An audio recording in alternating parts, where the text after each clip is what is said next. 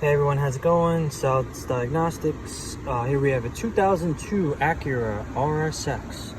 Got 261,000 miles.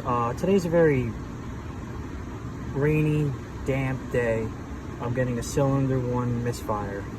Current and pending. So usually on days like this, if you get that cold, you are going to have to change the cylinder number 1 ignition coil.